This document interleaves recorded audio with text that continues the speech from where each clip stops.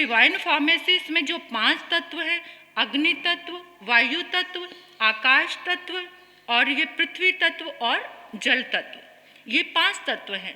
तो इन पांचों तत्वों के कॉम्बिनेशन से हमारी जो बॉडी है, शरीर जो हेल्थी रहता है, हेल्थ अच्छी रहती है, हेल्दी रहते हैं हम।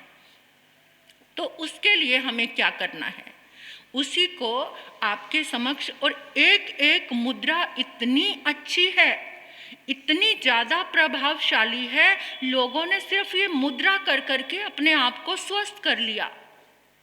क्योंकि आप चलने में आलसी हो चुके हैं, वॉक आपसे नहीं होता, योगा आपसे नहीं होता, शरीर को तोड़ मरोड़ नहीं सकते, कुछ समय नहीं दे पाते हो, तो आलसी बन के कम से कम ये योगा, ये तो इस तरह से तो बैठ ही सकते हैं ना।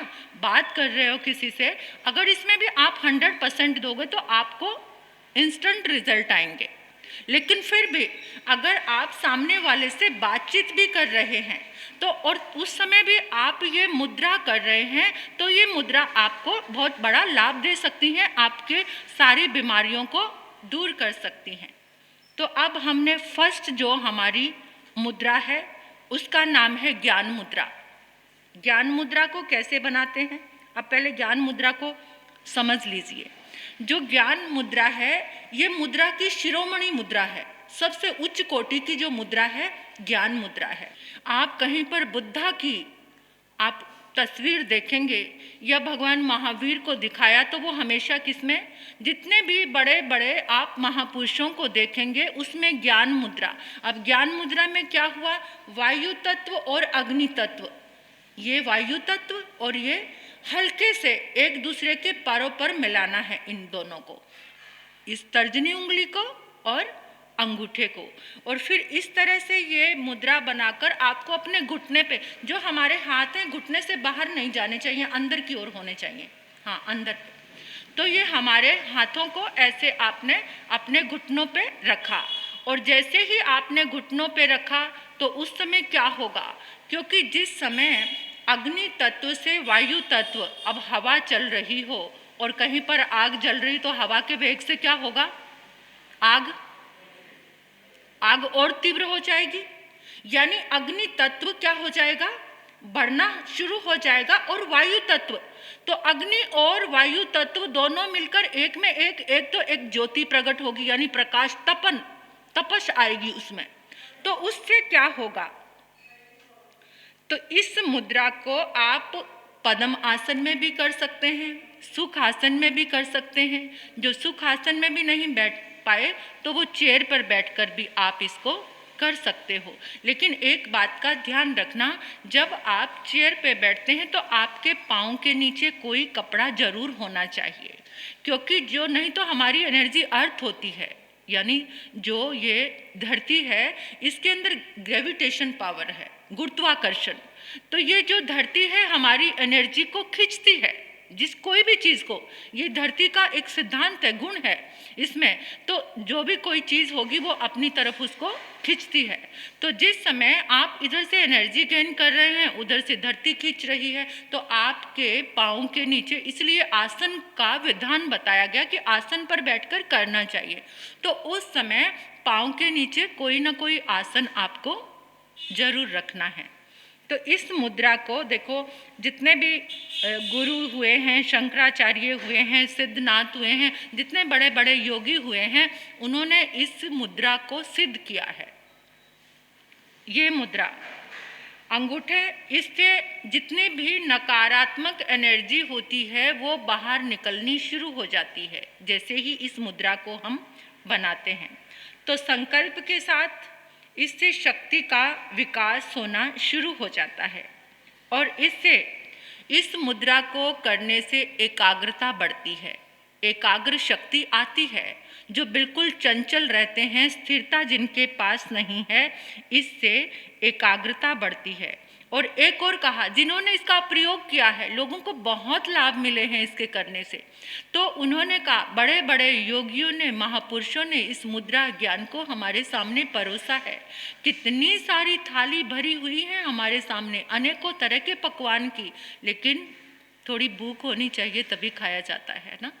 अगर भूख ना हो तो फिर, लेकिन अगर पदार्थ लुभावने हैं तो कई बार ऐसा होता है कि भूख नहीं होती तब भी हम उसको चखना शुरू कर देते हैं, अगर वो अट्रैक्टिव हैं, है ना।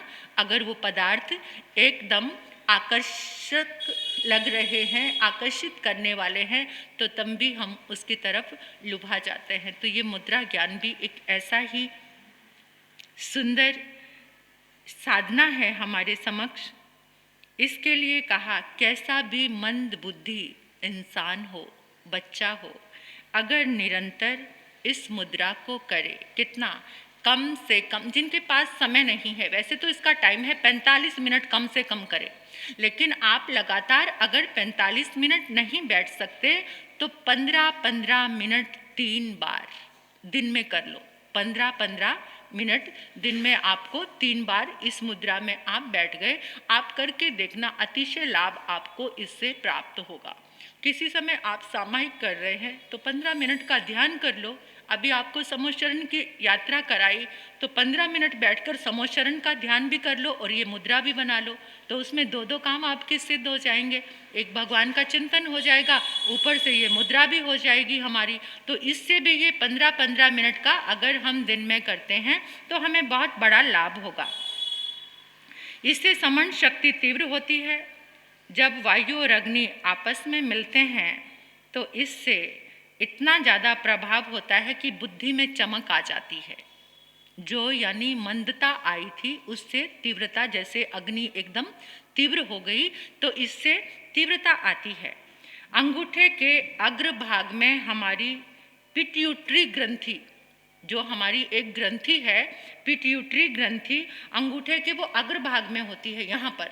तो जैसे उंगली से इसका दबाव दिया, ये हल्का सा दबाव देना है, जिससे आप मतलब कुछ नहीं, ऐसे कई लोग ऐसे करके बैठ जाते हैं, ऐसा नहीं, बिल्कुल इजीली, आराम से, सहजता से बैठना है इसमें। तो इसके जो तर्जनी के अग्रभाग पर मन का बिंदु है, जो ये हमारी उंगली है, जो मन का बिंदु है इसके ऊपर है, यहाँ पर मन का बिंदु और ये पिट्यूटरी ग्रंथि, ये दोनों बिंदु आपस में मिले तो उसमें हल्का सा दबाव हुआ। तो इस हल्के से स्पर्श से हमारा मन, मस्तिष्क, पिट्यूटरी ग्रंथि, ये तीनों जागृत होने शुरू हो जाते हैं। इस मुद्रा के बनाते ही ये तीनों हमारे जागृत होने शुरू हो जाते हैं।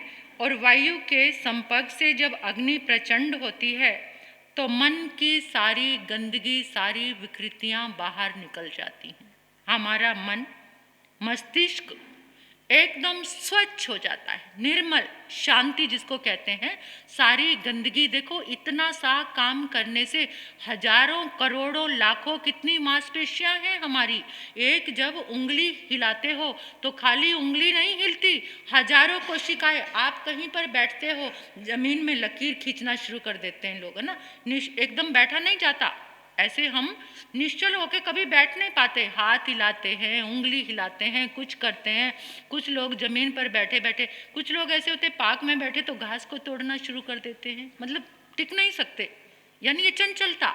और उस समय एक उंगली हिली तो हजारों कोशिकाएं हिल गई, और हजारों कोशिकाएं हिली तो वो जो हमारी शक्ति है।